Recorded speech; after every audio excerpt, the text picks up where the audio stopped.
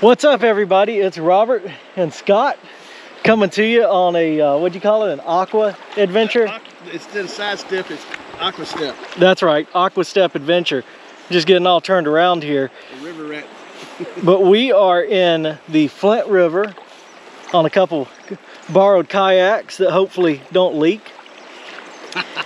And we're gonna have a blast today. I'm looking forward to it. There's a bunch of history down this river. This is the Flint River. So to the east of the Flint River was actually settled earlier than the west of the Flint River. West of the Flint River wasn't settled until the 1825 treaty with the Creek. And so prior to 1825-26, everything over on the western side was Creek territory, and everything back that way was European settlement. So lots of history through here. Federal road cut across this river that we may take a look at, and on top of all that, it's just going to be a blast. We'll have fun. Yeah, we're gonna have fun. So I'm gonna put the camera on my head and we're gonna do some paddling. Correction, that's east, that's Upson County, and that's west, that's Talbot County. And you see, that's why Scott's a navigator. Celestial navigator. There you go. All right, safety brief, Scott and Robert's big adventure. All right, aqua step adventure, that is. All right, today, as we go down through here, the safety brief is don't drown. All right, if you fall off this thing, something get thrown off, whatever like that, that's fine. Just swim, got your flotation device, but do not float with your feet first going down river. Okay, turn yourself around, pick your feet up, find yourself an eddy, and your partner will try to get to your kayak and try to get it all to you. We'll work it out. But the thing is, don't go feet first, because all through here there's different rocks, and your feet will get locked down in there, and then the current will hold you in. Okay, that's how a lot of canoers and kayakers get killed on the river. All right, so that's the main thing as far as the safety brief goes. And let's go have fun. All right, here we go. Now, if you hear banjo music, run. Paddle faster. Paddle faster. Get somewhere and run like hell.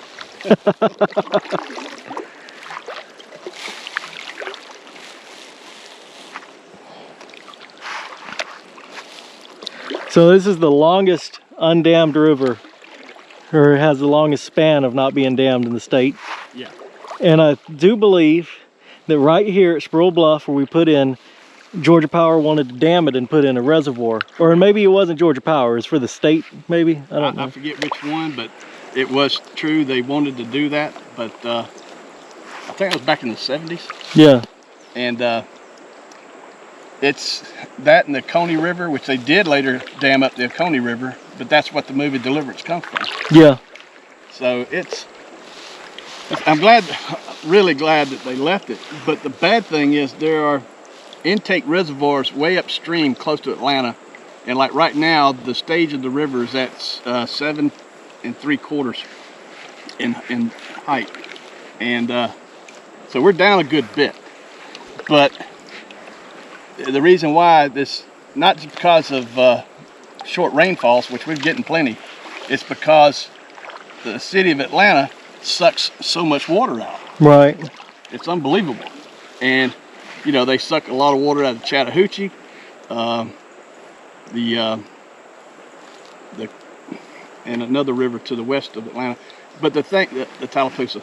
But the thing is, Coosa, the state of Florida and I think the state of Alabama have been suing Georgia. It's been tied up in the courts for years, off and on. But they actually supposed to regulate the amount of water that they pull out of the Chattahoochee and this river, because it was causing the oyster beds and everything to die in the Apalachicola Bay.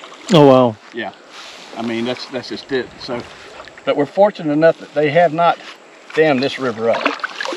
And when it gets to the lower portions, lower than this is not normal. In the springtime, this is a fast flowing river, and there's big rapids here. Not no class 5, but you know, at least 3. And further down is a class 4. But right now we're at a state where it's settled, and it's a good, easy ride, you know. And you'll see as we go down through here. You get below Po Biddy Road, and you don't have any more rapids hardly ever on this river, all the way to the Apalachicola River, which is where the Chattahoochee and this river meet. And that there on down, it's like it's an interesting ride, to say the least. It's like almost like you're traveling in the Florida Everglades till you get to the Apalachicola Bay in Florida, which is another great adventure. I think we're coming up on Owens Island. It is Owens Island, definitely. And accordingly, we should go to the right of that. All right. Now, why are we going to the right of this island, Scott? Because we might be too shallow on the left. Gotcha. You know, we're going to have a couple of rocky shoals up ahead here, which is fine. That's what we want. But we don't want to have to get out and drag these daggone things. Right. You know. I mean, you may have to get, if you have to get out and drag a little bit, that's nothing. But getting out and getting in, that can get tiresome. It takes away from the adventure. If you get too hot, and you just, you know, you got to cool off, just fall in. That's it. You know what we have to do is we have to make another trip and go to the left side of Owens Island. That's it. You know, this is another reason to come down. That's it.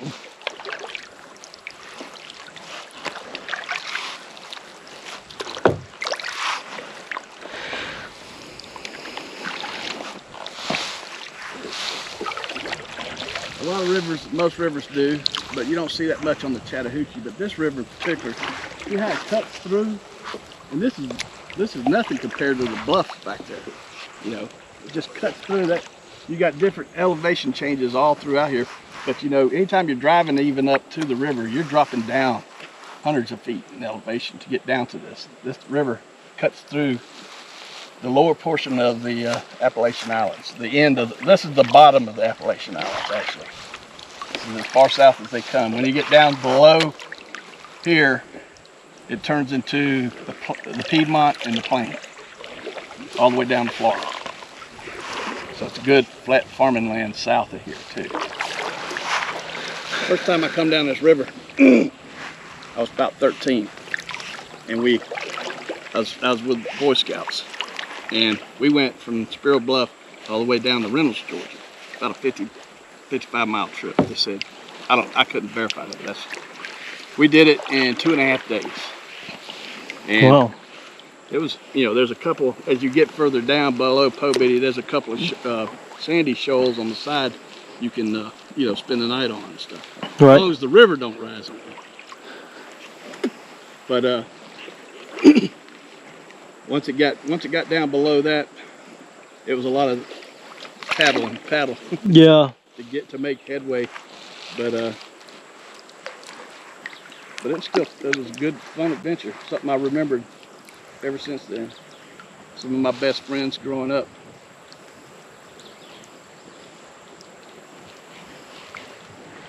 All right, so this is Owens Island here. Yeah. This is also where Double Bridges Road used to cross the Flint River here, which is a part of the old Alabama Road, which was an antebellum name for a federal road,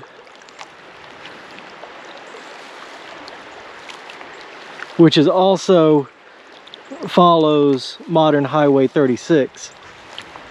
And the Civil War battle, or Civil War skirmish, actually took place here at this island shortly after the Battle of Columbus.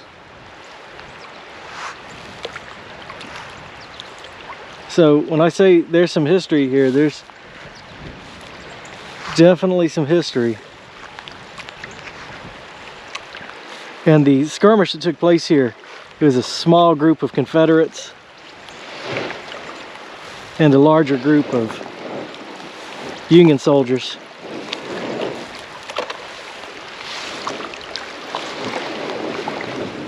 So again, it wasn't much of a battle.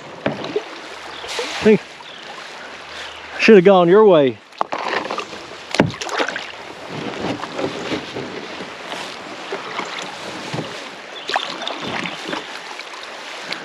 Oh no, you got it too.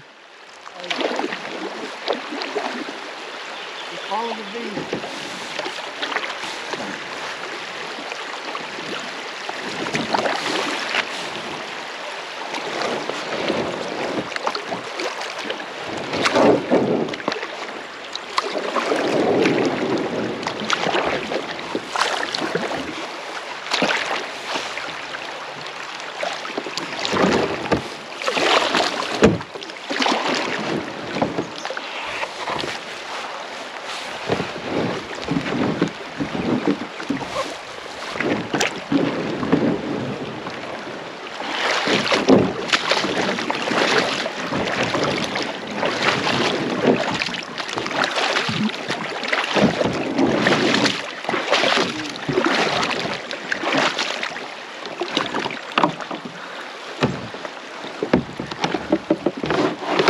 It's a good time to adjust this seat again. Yeah, yeah. Oh, I see what the problem is.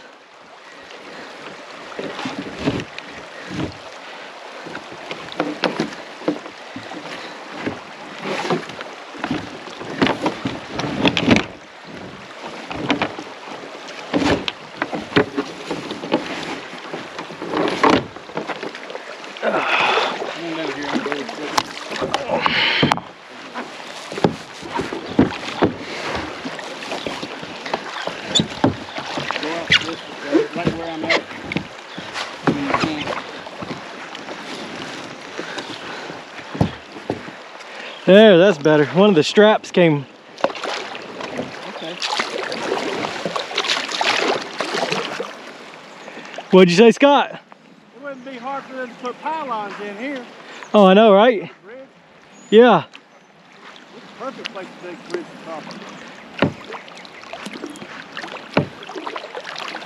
But part of the reason why we don't see the remnants of it is flooding.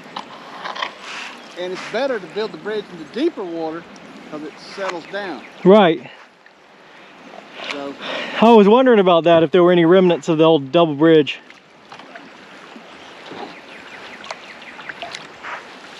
yeah.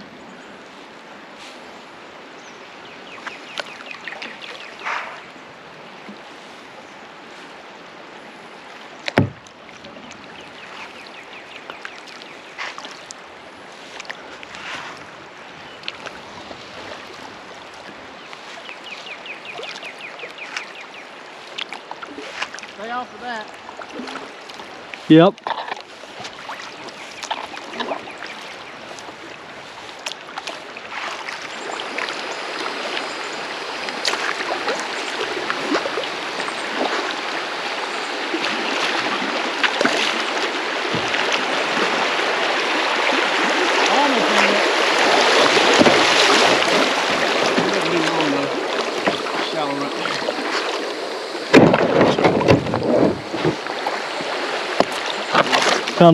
Found a rock.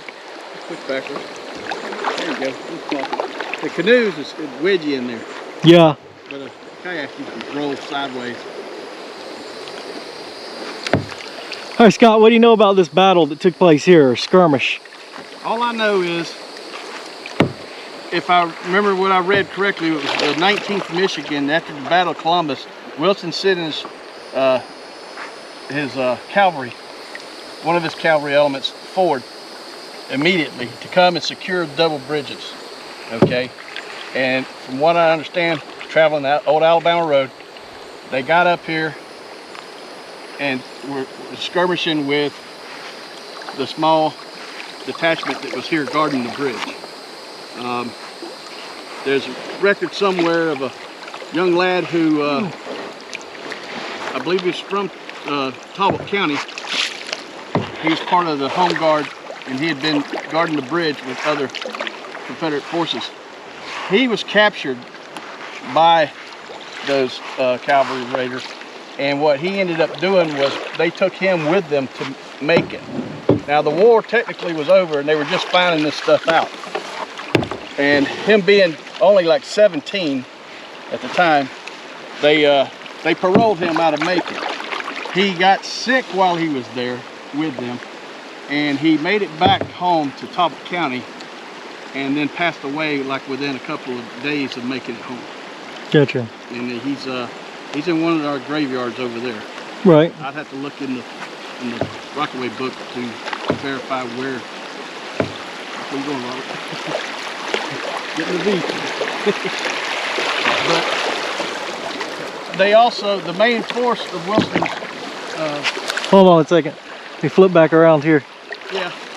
The main force after taking Columbus, and then they wanted to move to Macon, which they eventually did.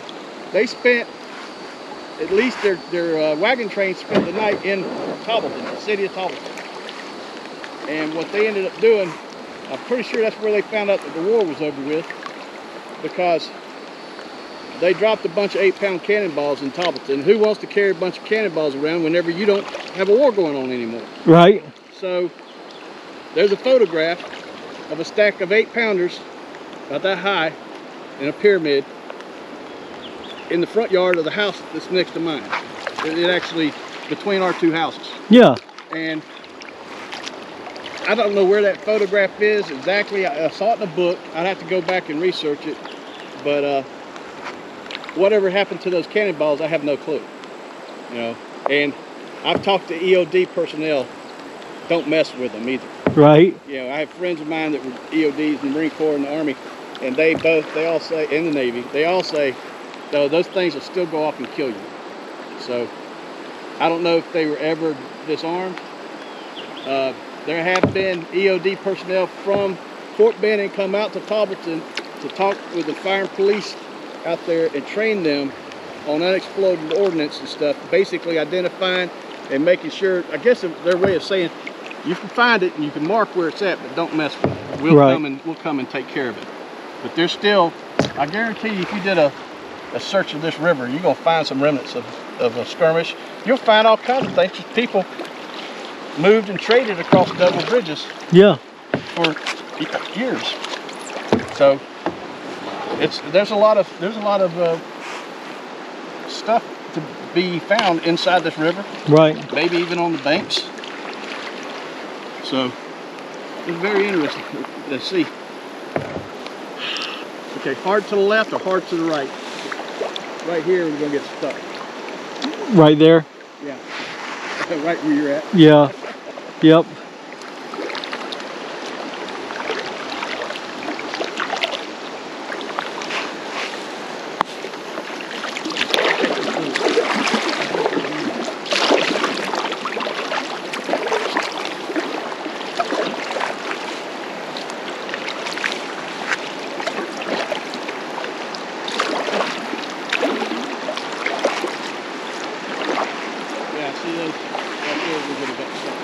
Yeah. It would have been fun if it was deep enough.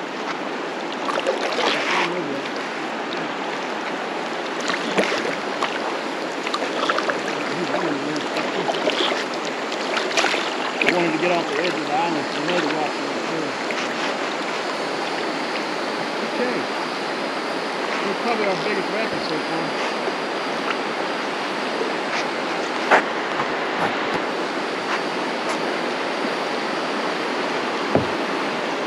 Hey Scott, yeah. Look at that place right there. Oh, yeah.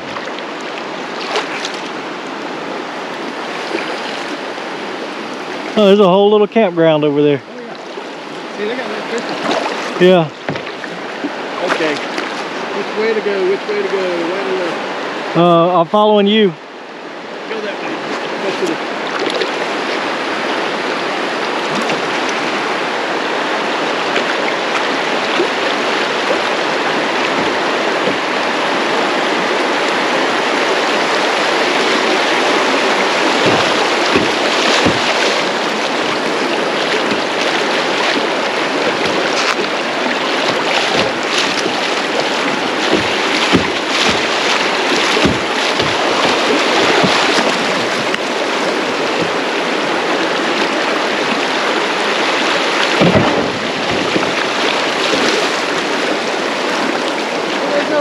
on to it as long as you make it through. That's right.